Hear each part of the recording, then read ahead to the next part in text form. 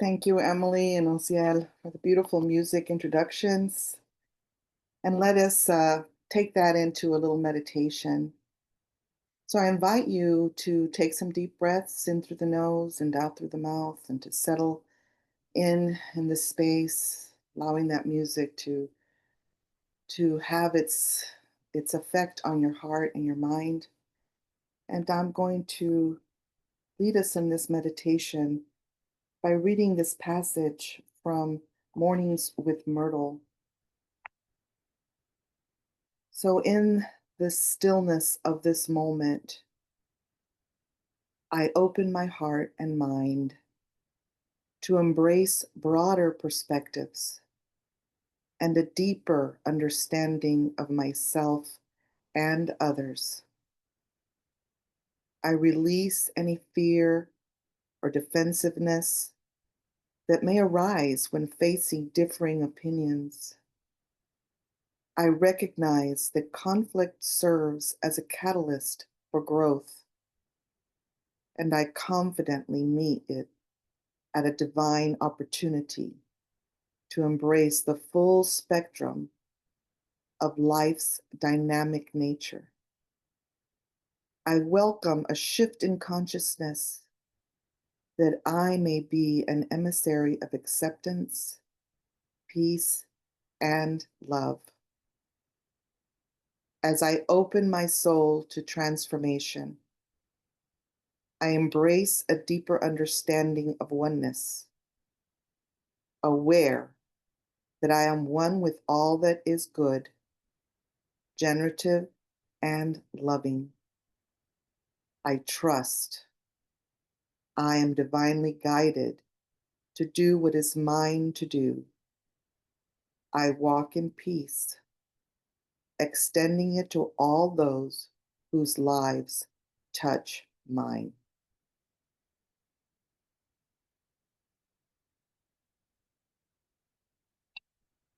So I don't know how many of you know that you can order these booklets. This one is called Mornings with Myrtle, and it's just daily prayers. You can order them directly from Unity. Get your free copy and just go to unity.org and order these beautiful booklets to help guide you through the day. So this actually falls under the topic of understanding, and that's what I'm going to be talking about today, about spiritual understanding.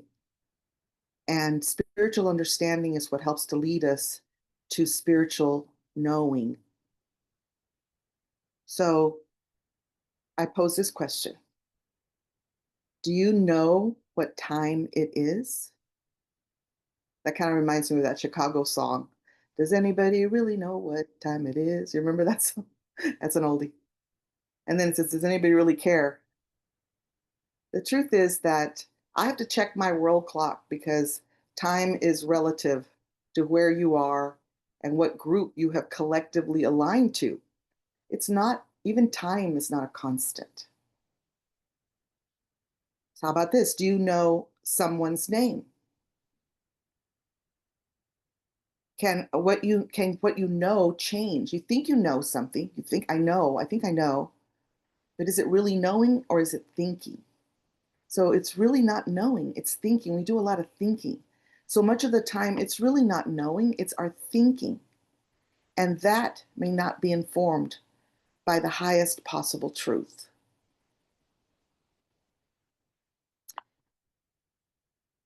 So in this same booklet, there's little quotes from Myrtle in her beautiful wisdom, and she says this about understanding.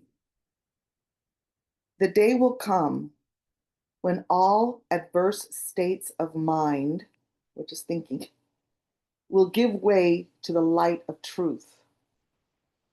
If you have the poise to keep still when unbelief is talking, the day will come when you will be entrusted by the Father with speaking or doing that which will reveal Jesus Christ indwelling, that Christ consciousness within you.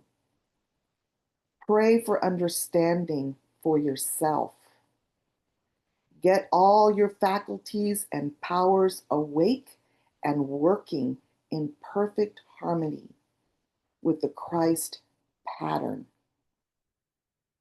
So that's from Myrtle. And so we move into this understanding. What does this mean?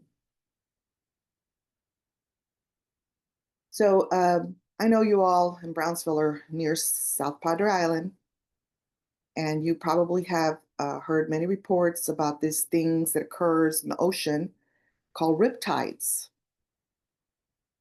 So a riptide is a strong offshore current that is caused by the tide pulling water through an inlet along a barrier beach, which basically is South Padre Island, a barrier beach.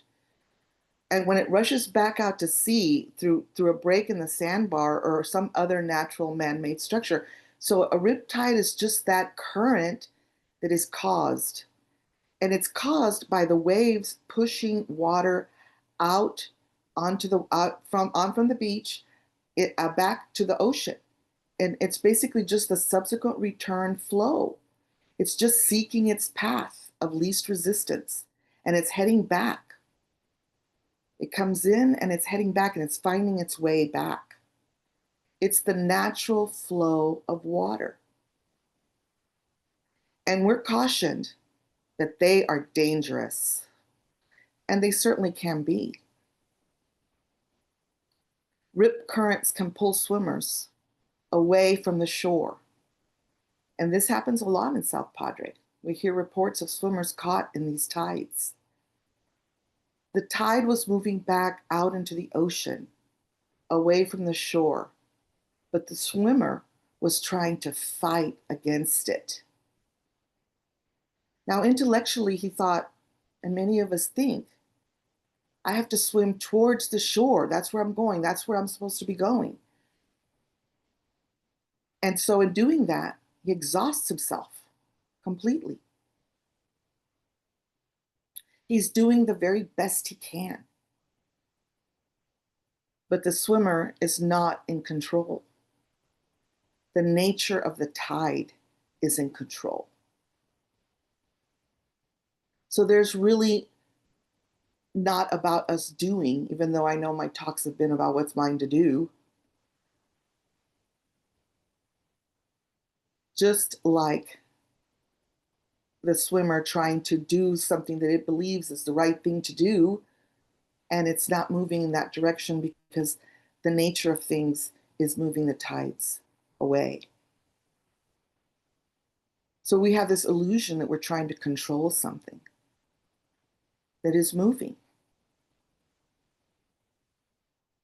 Like us trying to control the ebb and the flow of a tide, or the swimmer fighting against a current. You know, the current, the ocean is doing what the ocean does. And at a certain point, the advice that they give to the swimmers in protecting them, first they warn them, beware of riptides. And then hopefully there's some information and awareness about what it is, and how it works, the nature of it. And then there's some information about what do you do? And so what you do is you allow the tide to be the tide. And if you swim, which is counterintuitive, across from the tide instead of towards the shore, you can get out of that channel of water that's pushing you out into the ocean. And once you're out of that channel, now the efforts that you have, right, to swim to shore will get you there. But it's counterintuitive to our minds that maybe what we need to do is allow nature to do what it does and move to a place where we can move forward, that we can get to where we want to get to be in shore. But we have to work with nature. The purpose of currents is to ebb and flow, to change and shift. That's natural energy. It moves. That's all energy. All energy moves. It has movement. So in unity, we talk about divine order. So you could say that in a rip tide, it's the divine order of the wave to find its way back. So the mind imagines that it is the doer,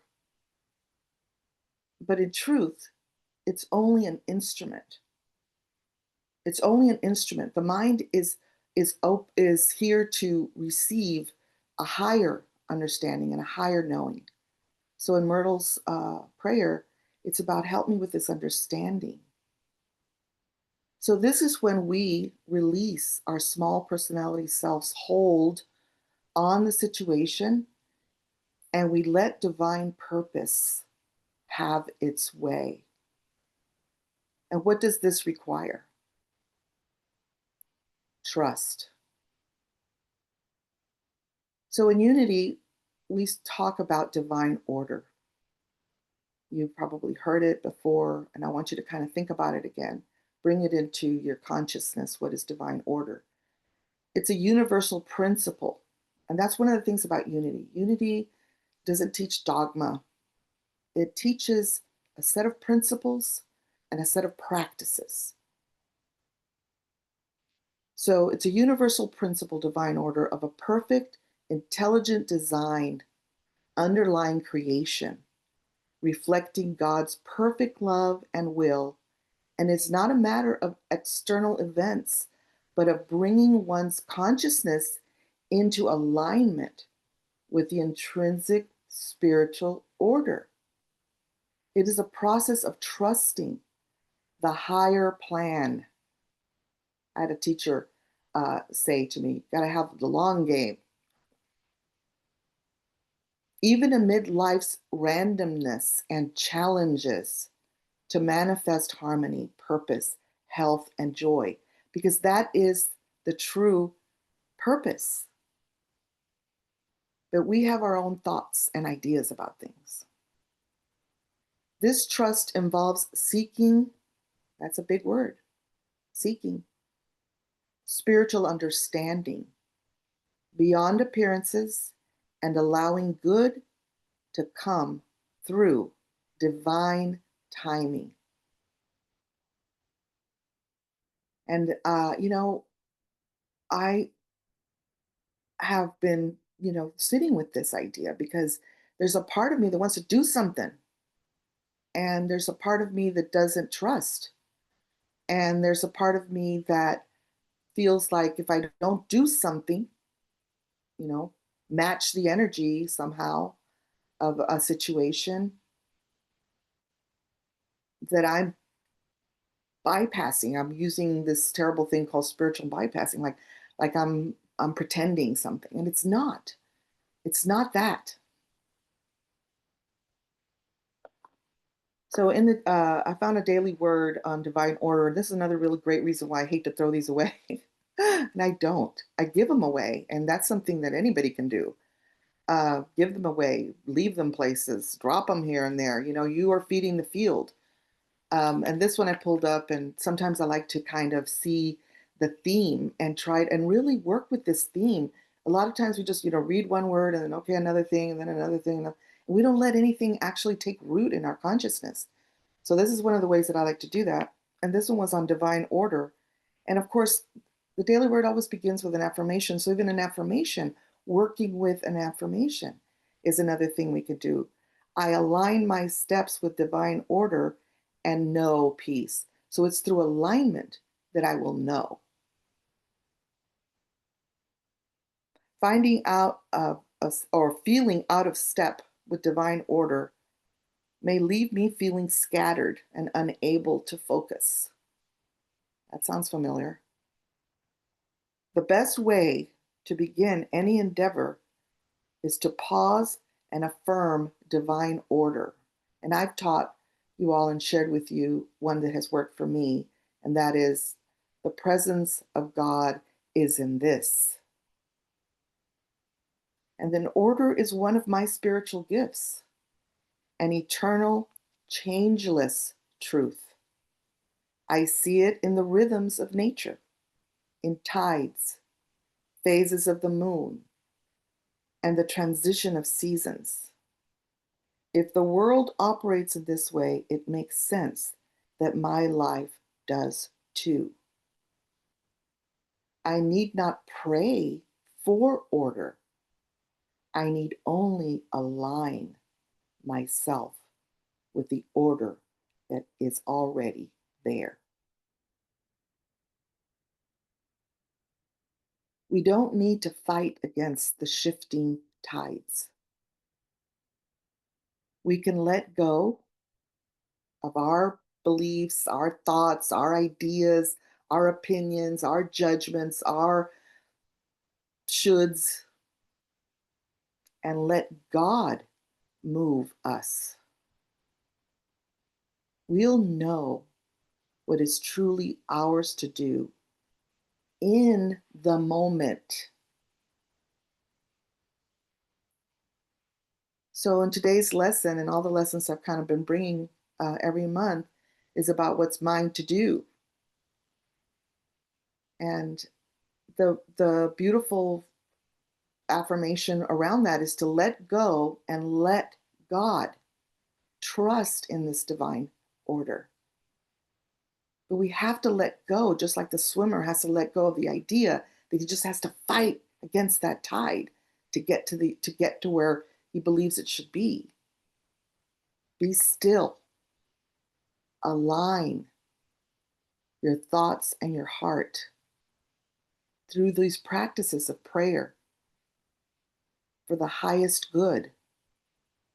Lift up your hearts and let spirit inform your actions.